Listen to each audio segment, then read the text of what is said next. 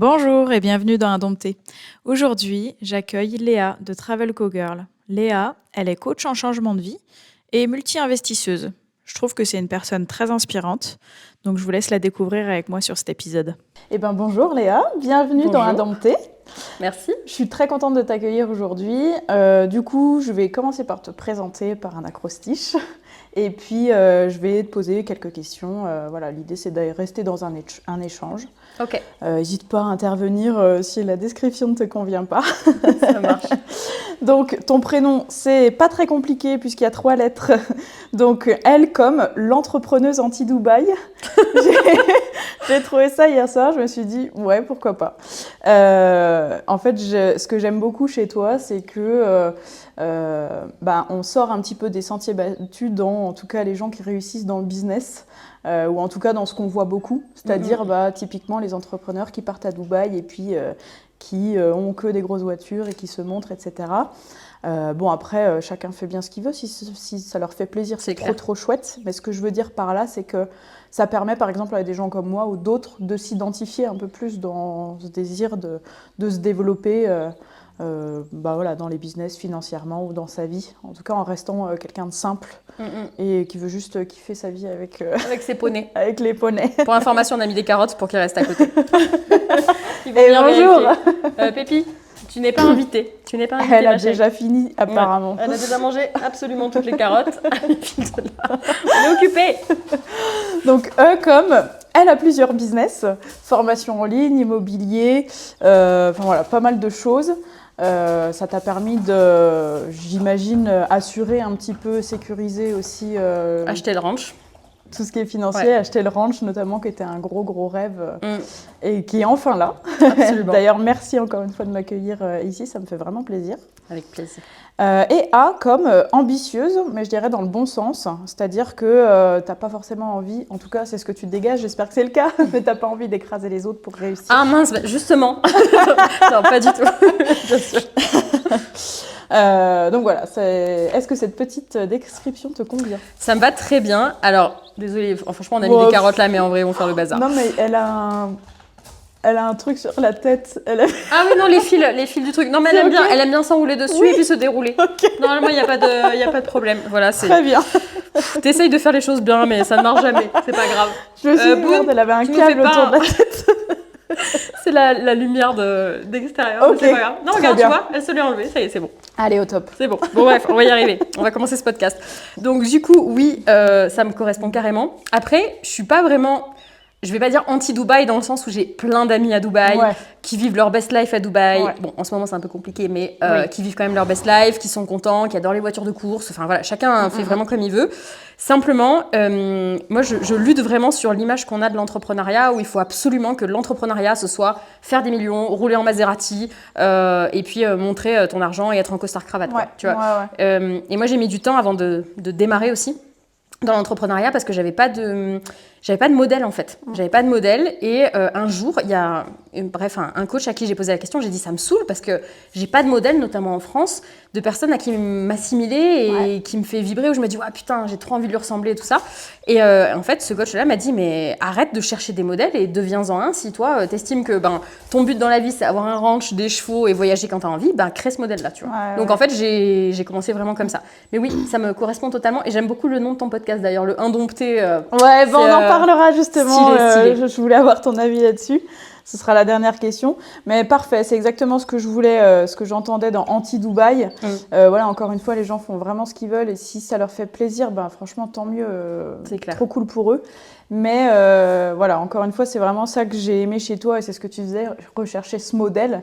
Et je me dis, il y a une nénette que je peux aller voir au final qui est à 2 heures de chez moi, qui a réussi à fond et qui reste une personne simple. Et là, tu peux t'identifier et effectivement, c'est plus facile du coup après d'oser en fait. C'est clair.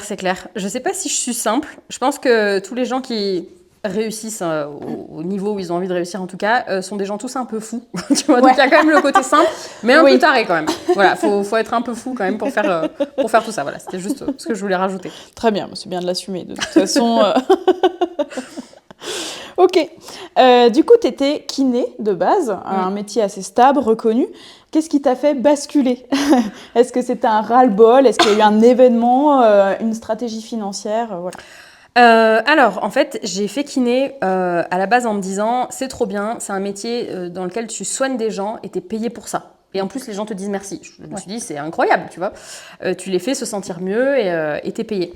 Et en plus, je pensais qu'en étant en libéral et à mon compte, bah, j'allais pouvoir être libre et faire ce que je veux, voyager quand je veux, etc.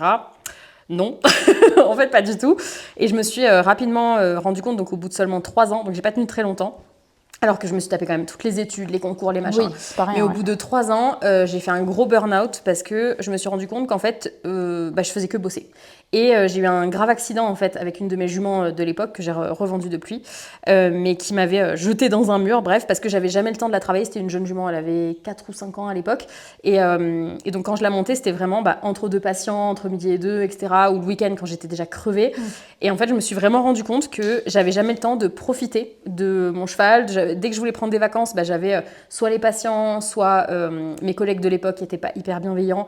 Heureusement, j'en ai eu d'autres très bienveillants après, mais bon, ceux-là n'étaient pas très bienveillants, qui me faisaient bien toujours sentir à quel point c'était pas bien que je prenne un vendredi après-midi, c'était pas bien que je parte en vacances, etc.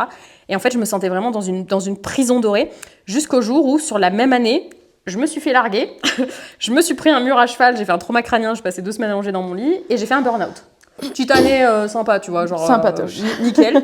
Bon, c'était horrible, c'était vraiment horrible parce qu'en fait, j'avais pas en plus de solution de sortie comme on peut avoir aujourd'hui sur les réseaux. Tu as tellement de gens comme moi ou comme d'autres qui te disent non mais c'est possible, tu peux faire autre chose. Ouais. Mais à l'époque, les réseaux sociaux, c'était pas si développé que ça. C'était il y a, my God, je crois que c'était maintenant il y a 8 ans ou un truc comme ça, tu vois, donc ça pique un peu. Et donc c'est vraiment le burn-out et cet accident qui ont déclenché ça, sachant que j'avais déjà un terrain pas super stable parce que je venais de me faire larguer. Enfin, c'est vraiment l'année pourrie, quoi. Et j'ai passé 2 semaines allongée dans le noir parce qu'en fait, j'avais un trauma crânien qui était vraiment juste au-dessus de l'œil.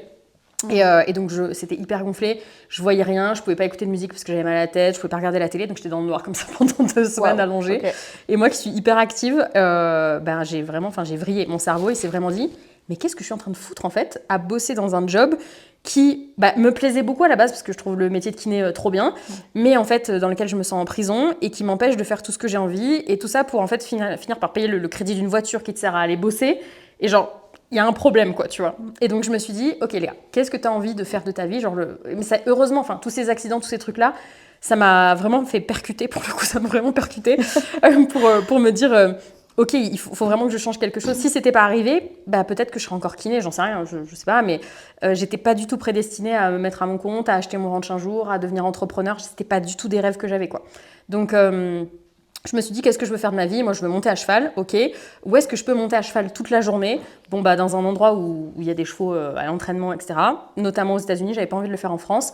Et donc, en fait, 5 mois après, j'ai tout plaqué, j'ai vendu ma voiture, j'ai lâché mon appart, j'ai lâché mon boulot et je suis partie dresser des chevaux aux États-Unis pendant 2 ans.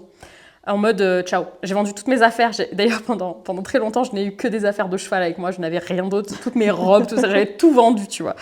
Voilà le gros déclic qu'il y a eu. Ok. Pas rien, quoi. Non, petit truc un peu sympa, quoi. Mais bon, c'est dans la douleur qu'on se réveille aussi parfois. Exactement. Ouais. Effectivement. En France, selon moi, on n'a quasiment aucune éducation financière.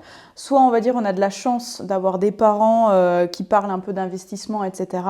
et de stratégie, qui arrivent un peu à t'éduquer par rapport à ça. Soit on grandit un peu avec des croyances limitantes. Et on se débrouille, en fait, comme on peut, quoi.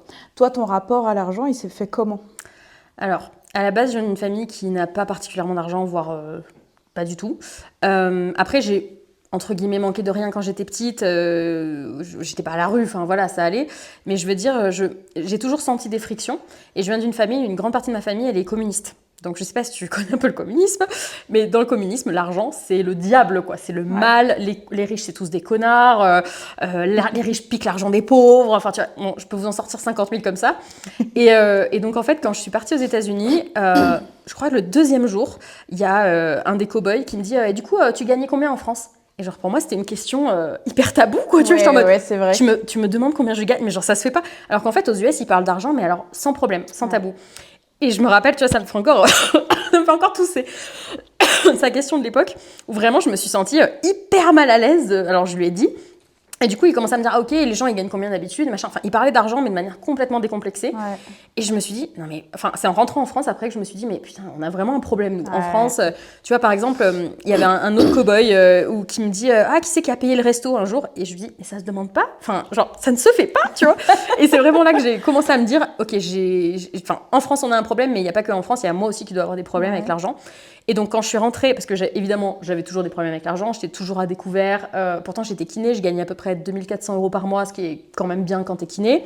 Après, je bossais comme une tarée, évidemment, mais je gagnais, entre guillemets, quand même bien ma vie, de mon point de vue en tout cas. Mais pourtant, j'étais tout le temps dans le rouge, j'avais 5 crédits conso. 5 crédits conso. Genre, même aujourd'hui, je me dis, mais Léa, quoi. Mais à l'époque, ça me paraissait normal de faire des crédits conso et tout, pour acheter ta voiture, acheter une télé, acheter un téléphone, tout ça. Et donc, je suis rentrée en France et heureusement, j'ai décidé de faire autre chose que le métier de kiné. Et je voulais plus bosser dans les chevaux parce qu'aux États-Unis, j'avais bossé pour des gens qui faisaient les championnats du monde et tout. Et ça m'a un peu dégoûtée du milieu. J'ai peut-être pas bossé pour les bonnes personnes non plus, j'en sais rien. Mais en tout cas, ça m'a un peu écœurée. Je me suis dit, je veux plus bosser là-dedans. Genre, je veux plus que le cheval soit un outil de travail et de rémunération pour moi. J'ai vu plein de trucs que je vais pas citer ici, mais où je me suis dit, ok, là il faut que le cheval il fasse un changement de pied au galop, sinon il se fait fracasser parce que le mec peut pas le faire au Futurity la semaine prochaine et que son client va plus payer et du coup il va plus pouvoir nourrir sa famille. Enfin, je veux pas ça quoi. Donc je suis rentrée en France et j'ai tapé comment devenir riche sur YouTube. J'ai vraiment fait ça. Et faites ça, d'accord? Parce que j'ai vraiment fait ça. Et donc, c'est à partir de là que je suis tombée sur toutes ces vidéos d'éducation financière. Moi, je suis arrivée dans l'entrepreneuriat par l'immobilier, sur comment investir dans l'immobilier, machin. Et donc, pendant 2 ans, donc, je suis rentrée en France. J'ai repris le métier de kiné à contre-cœur, mais je voulais plus bosser dans les chevaux et je voulais, tu vois, un taf alimentaire, le temps de trouver des solutions. Et je suis tombée donc sur toutes ces vidéos d'immobilier. Et donc dans l'IMO, tu as toujours l'éducation financière qui va avec, toute la fiscalité, enfin voilà, toute la compta, enfin tous ces trucs-là.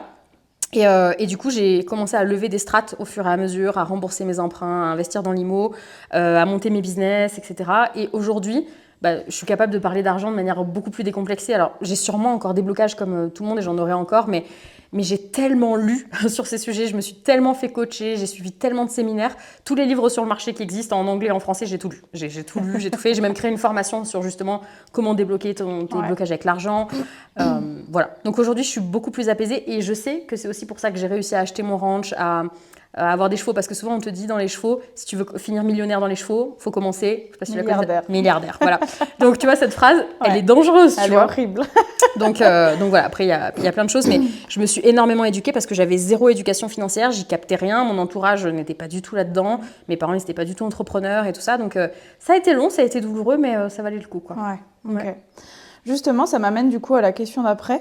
Donc, je sais que tu accompagnes pas mal d'équipreneurs. En général, moi, dans ma recherche, que ce soit pour les pros équestres ou en tout cas de gens qui assument pleinement un côté business, même si, en tout cas, c'est pas les chevaux qui leur font gagner l'argent. En tout cas, quand c'est des cavaliers, j'ai toujours eu l'impression que je ne tombais que sur des cowgirls. Je me suis posé la question du coup, est-ce que ce serait pas justement issu de ce milieu plus classique occidental où on n'assume pas pleinement ce côté business, super intéressant. Et ce côté du coup cow-boy, du coup culture américaine où là on parle d'argent sans tabou. Incroyable, ouais, j'avais jamais fait le rapprochement. C'est une vraie question et c'est aussi pour ça que je voulais voir dans ce podcast des cowgirls. Ok, trop bien. Parce que c'est vrai que j'ai des gens dans le classique qui développent vraiment un côté business et qui ont l'air de s'en sortir, mais ils en parlent absolument pas, quoi. Mais parce que c'est mal de parler d'argent et d'animaux au même endroit, quoi. Tu vois ? Ouais, parce que presque si c'est ta passion, il faudrait que tu bosses gratuit. C'est ça. Non, mais cette phrase, cette croyance-là, c'est si c'est ta passion, t'as limite pas le droit de gagner de l'argent avec. Si t'aimes trop, en fait, tu n'es pas en train d'assez souffrir et de mériter l'argent que t'es censé exactement. Il y a un truc de méritocratie au final. Absolument. Avec les animaux, quoi. Ouais. En fait, pour te faire un récap très rapide, on est dans une vie aujourd'hui, dans une civilisation judéo-chrétienne. Et donc, le petit Jésus, il a vachement souffert et tout le monde l'adulait en mode c'est bravo, c'est super, c'est bien, tu vois. Et en fait, c'est parce qu'il souffrait qu'il était aussi... Enfin bon, je fais un gros récap ici, je vulgarise le truc. C'est intéressant, Parce qu'il souffrait, il était adulé. Donc en fait, si tu ne souffrais pas, tu ne méritais pas d'avoir quelque chose, que ce soit du matériel, de l'argent, c'est la même chose. Quand on réfléchit, quand on pense à l'argent, en fait, c'est juste c'est juste un élément transactionnel. C'est pour dire, bah voilà, moi j'ai 6 œufs et toi tu as une poule, ok, on échange parce qu'il y a besoin. Bon, c'est plus pratique avec de l'argent, mais c'est tout ce qui s'est passé en fait. Bien tu sûr. vois. C'est à l'époque, on fonctionnait qu'avec le don. Mais au bout d'un moment, ramener un bœuf pour, je sais pas moi, acheter une maison, ça a commencé à devenir galère, tu vois. Donc ils ont inventé l'argent. Mais en fait, il y a ce truc de méritocratie. Si tu ne mérites pas, si tu n'es pas dans la douleur, tu ne mérites pas l'argent que tu gagnes. Et c'est pour ça qu'aussi, aujourd'hui, il y a plein de gens qui travaillent très, très, très dur et qui ont l'impression que c'est la bonne façon de faire. Parce qu'en fait, si c'est trop facile, c'est pas normal. Et c'est pour ça que tu vois... des gens qui sont riches, ils sont mal vus parce qu'en fait, ils ont trop d'argent. Tu vois, ils souffrent pas assez, ils sont dans des super restos, c'est pas normal, tu vois. Alors que toi, si on te file 1000 euros, tu les prends en fait. Enfin, tu vois. Donc, c'est clair. Donc ouais, on a vraiment ce truc-là en France de la méritocratie.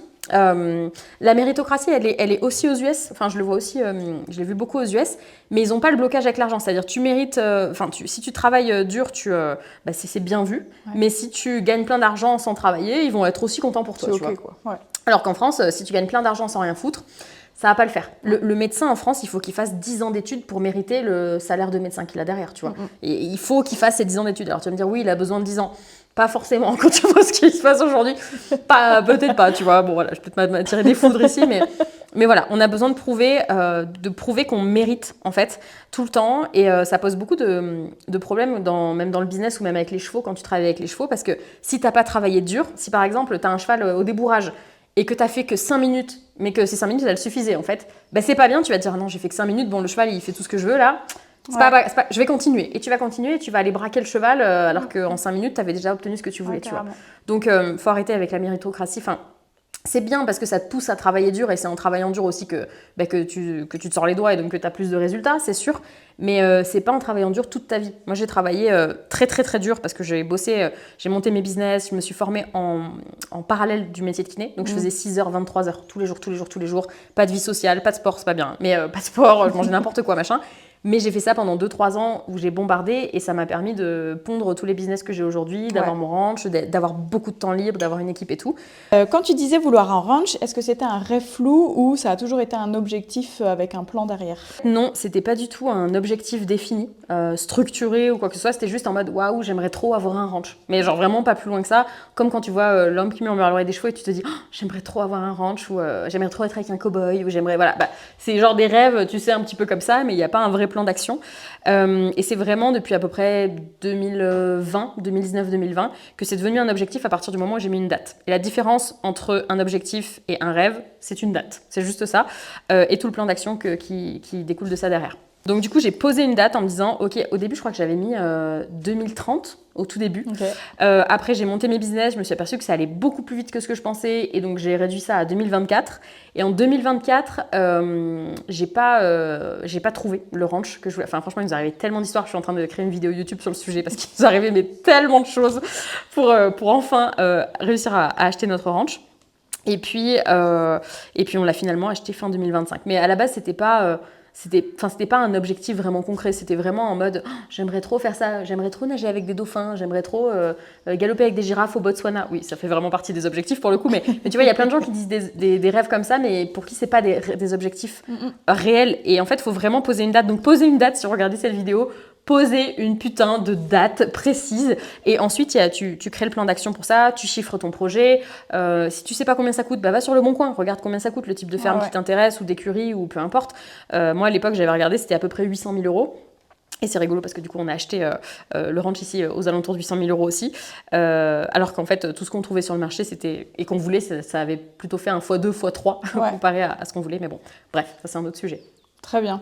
Et oui, c'est ce qu'on disait tout à l'heure, transformer l'envie, jalousie en inspiration. Je pense que c'est l'important parce que quand ça reste juste de la jalousie, on n'avance pas, on tourne les choses dans la tête en disant j'ai envie de ça, mais on fait rien pour vraiment l'obtenir, quoi. C'est clair. Et la jalousie, c'est ok. Genre moi, j'ai été jalouse de plein de gens, d'accord, de plein de gens qui avaient des ranchs ou qui étaient nés dans des ranchs, qui avaient jamais rien eu à faire. Moi, il a fallu que je me batte pour acheter mon premier cheval, mon premier van, passer mon permis, machin. Et je voyais tous ces gens qui arrivaient sur les concours, qui avaient la famille, qui avait tout, puis tu sais, qui montaient juste sur le cheval, qui étaient déjà super entraînés, qui gagnaient et tout. Franchement, ça me rendait ouf. Et qui en plus, on n'avait rien à taper. Ils s'en foutaient d'être là, ils râlaient et tout. Et moi, j'avais pas encore la possibilité d'acheter mon cheval et j'étais à côté des barrières comme ça. Je regardais, je me disais, oh, ils ont tellement de chance, tu vois. Et il a fallu se battre pour tout ça. Et du coup, moi j'étais jalouse. À l'époque, j'étais vraiment jalouse. C'était injuste pour moi. Je me disais, mais pourquoi eux, ils en veulent même pas, ils s'en foutent, ils ont tout. Et moi, j'ai rien alors que je vibre le truc. Mais bon, c'est bien parce que ça m'a permis aussi de créer les plans d'action qu'il fallait. Et aujourd'hui, j'ai la structure mentale, enfin je pense, plus ou moins en tout cas, avoir la structure mentale, financière et les épaules pour gérer un projet comme ça, quoi. Okay. Voilà, donc on peut être jaloux. Par contre, il ne faut pas juste rester jaloux, il faut que ça devienne un moteur aussi. Carrément. Et ne bitchez pas sur les autres par jalousie, ça c'est pas bien. Même si on l'a tous fait, même si je l'ai fait aussi. Ça c'est mal. C'est pas bien. On arrête de faire ça. Dans pas mal de milieux, notamment quand ça touche à la passion, beaucoup ont peur de faire du business pour pas que ça enlève justement l'authenticité. Comment, toi, tu as développé une entreprise rentable sans trahir tes valeurs ? Au début, tes valeurs, tu les trahis forcément parce que tu prends tout le monde. Et parce qu'en fait, tu n'es pas vraiment au courant de tes valeurs. Alors déjà, les valeurs, c'est quoi ? C'est les choses qui sont vraiment hyper importantes, dont tu peux pas déroger à ces règles-là. Par exemple, moi, je veux vraiment que les gens autour de moi, dans mon académie, par exemple, dans laquelle j'aide les gens justement à monter leur business, à lancer leur business, etc., ils soient motivés, ils soient déterminés. Et la deuxième valeur qui est importante pour moi, c'est la bienveillance. Si tu as quelqu'un qui rentre dans l'académie, d'ailleurs, c'est pour ça qu'on fait les sélections à l'entrée, ce qui n'est pas bienveillant, mais ça dégage en fait. Je veux pas. Et avant, je prenais un peu tout le monde, même ceux qui étaient pas un peu cons, un peu, tu vois, pas très sympas, machin, je les prenais quand même parce que je savais pas. Alors pas dans l'académie, mais quand je faisais du coaching en one-one notamment et tout ça. Mais j'ai toujours regretté. Et en fait, plus t'es ancré sur tes valeurs et plus tu t'en tiens à tes valeurs et tu refuses tout ce qui ne rentre pas dans tes valeurs, donc l'inverse de la bienveillance ou l'inverse de la motivation, c'est-à-dire la victimisation, etc., ou la méchanceté, plus tu attires de la merde en fait dans ta vie. Donc comment tu veux être rentable derrière ? Ça va te bousiller ton énergie. Du coup, tu vas être moins bon dans ce que tu fais ou tu vas être épuisé tout le temps. Ça va être beaucoup plus compliqué. Donc pensez à des gens que vous admirez, qui ont déjà un gros niveau, par exemple, dans le business, ou même dans tout niveau, hein, mais dans le milieu du cheval. Je pensais à Andy Boost tout à l'heure. Andy, il a des valeurs extrêmement carrées. Si tu vas sur son site internet, tu vois les valeurs sortir. Tu sais exactement ce qui est important pour lui. Et avoir des valeurs, c'est être pour quelque chose, mais c'est aussi être contre quelque chose d'autre. Et c'est OK. C'est juste que si tu veux prendre un peu tout le monde, si tu veux bosser avec tout le monde, c'est pas comme ça que tu vas être rentable. C'est en ayant des valeurs extrêmement précises. Par exemple, si tu te pètes un genou, tu vas pas aller voir le médecin généraliste. Tu vas aller voir quelqu'un qui est spécialisé dans le genou, qui fait tel type d'opération, qui est hyper fort là-dedans et qui utilise, je sais pas moi, l'aromathérapie. Enfin, j'ai n'importe quoi, mais l'aromathérapie spécifiquement parce qu'il sait que les médicaments, ça sert à rien. Évidemment, encore une fois, je dis n'importe quoi, mais parce que cette personne, elle a des valeurs extrêmement précises, elle va attirer beaucoup plus magnétiquement les gens. Voilà. Donc, trouvez vos valeurs, tenez-en vous à vos valeurs et respectez-vous. Et c'est comme ça que vous gagnerez plein d'argent. On espère. Si un pro a du mal à augmenter ses tarifs alors qu'il est compétent, je pense notamment à des enseignants d'équitation, puisque c'est les personnes qui me suivent le plus, quelle serait la première chose que tu lui ferais travailler ? Il y en a tellement. Déjà de le faire par étapes, c'est-à-dire qu'on n'est pas obligé de mettre forcément des gros prix tout de suite. Vous avez le droit de faire par étapes. Au début, vous commencez toujours souvent avec du gratuit, puis du bêta-test, c'est-à-dire tu testes un produit ou un service en échange d'un feedback et d'un témoignage avec un tout petit prix, puis après tu augmentes tes prix, etc. Ce qui va te faire augmenter tes prix, c'est la confiance que tu as dans la transformation que tu apportes à tes clients. Si tu n'as pas confiance dans la transformation que tu apportes, tu vas avoir du mal à mettre un prix dessus. Donc, teste ton produit ou ton service sur un maximum de personnes et demande des feedbacks tout le temps, des témoignages tout le temps. Et au fur et à mesure, ça va venir grandir aussi la confiance que tu as dans ce que tu fais et tu vas pouvoir augmenter. Après, on vous dit toujours augmentez vos tarifs, augmentez vos tarifs, augmentez vos tarifs. Oui, si ça match avec ton objectif de vie. Si ton but dans la vie, c'est gagner 2 000 € par mois et que tu as, je dis n'importe quoi, hein, mais 4 clients à 500, t'as pas besoin d'augmenter tes tarifs, en fait, tout va bien. Moi, par exemple, dans l'académie, le tarif que j'ai, il me correspond complètement. Tout le monde me dit de le monter, que sur le marché, normalement, ça vaut beaucoup plus cher que ça, ce que je fais, etc. Mais je le fais pas parce que ça a pas... Enfin, je gagne largement ce dont j'ai besoin aujourd'hui. Donc, augmenter ses tarifs, c'est bien si t'en as besoin. Si t'en as pas besoin, ça ne sert absolument à rien. Ok. Pour la femme qui t'écoute, qui a un rêve un peu fou, genre acheter un ranch, une écurie, créer des formations, obtenir la liberté financière, quel conseil voudrais-tu lui donner ? Investis sur toi, forme-toi. Genre, forme-toi le plus possible. Attention de ne pas juste se former dans une compétence du genre, je sais pas moi, être agriculteur ou être enseignant d'équitation, etc. Mais aussi se former sur comment vendre cette compétence et comment structurer tout ce business. Parce qu'en fait, il y a des gens qui sont extrêmement bons dans une compétence. Par exemple, un enseignant, il est incroyable dans cette compétence, mais à côté de ça, il ne sait pas se vendre. Et ben, il va jamais pouvoir acheter son écurie, avoir l'impact qu'il veut. Alors qu'à côté de ça, tu as des gens vraiment qui font, excusez-moi, mais de la merde, mais qui sont tellement bons C'est vrai. en marketing, qui vendent à grande échelle, quoi, Ouais. tu vois. Et c'est injuste, mais ça sert à rien de dire oui, mais lui, il est nul et il y arrive mieux que moi. Bah, bouge-toi, en fait, forme-toi. Il a des compétences que tu n'as pas. Donc juste, voilà, vraiment formez-vous, investissez sur vous. Moi, j'ai un budget tous les mois d'investissement sur moi. Alors, au début, aujourd'hui, c'est des sommes qui sont plutôt grosses, c'est plusieurs milliers d'euros par mois parce que je peux me le permettre aujourd'hui. À l'époque, des fois, c'était 50 euros par mois. Voilà, j'avais 50 euros par mois que je mettais de côté pour m'acheter une formation, pour m'acheter un livre, pour m'acheter un séminaire. Voilà, des choses qui me permettaient vraiment d'avancer et structurer les choses sur lesquelles vous allez investir. C'est-à-dire que si vous voulez, souvent je vois ça chez mes élèves, ils veulent acheter de l'immobilier, ils veulent acheter souvent des ranchs aussi, ils veulent devenir super bons, je sais pas moi, en kung-fu, voilà, ben, tu peux tout faire mais tu peux pas tout faire en même temps, donc structure par ordre de priorité. Tu vas pouvoir tout faire, mais juste là tout de suite tu peux pas tout faire en même temps. Donc structure les choses par lesquelles il faut te former par ordre de priorité. Voilà. Ok, super conseil. Dernière question, qu'est-ce que t'évoques le titre du podcast Indompté? Indompté, je vois une cowgirl.